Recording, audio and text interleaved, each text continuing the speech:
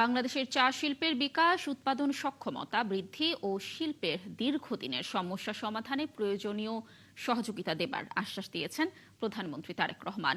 আজ সচিবালয় মন্ত্রিপরিষদ বিভাগে প্রধানমন্ত্রীর কার্যালয়ে দেশের চা শিল্পের উন্নয়ন নিয়ে আয়োজিত সভায় তিনি কথা বলেন।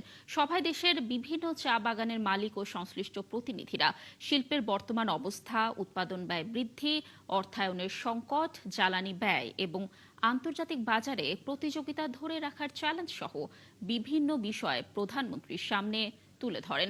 একই সঙ্গে তারা শিল্পের টেকসই উন্নয়নের লক্ষ্যে কিছু দাবি ও প্রস্তাব উপস্থাপন করেন। প্রধানমন্ত্রী তারেক রহমান সবার বক্তব্য মনোযোগ দিয়ে শোনেন এবং চা শিল্পকে দেশের অর্থনীতির একটি গুরুত্বপূর্ণ খাত হিসেবে উল্লেখ করেন। প্রধানমন্ত্রী আরও বলেন, এই শিল্পের বিকাশে সরকার প্রয়োজনীয় নীতিগত, আর্থিক ও প্রাতিষ্ঠানিক সহায়তা দেবে।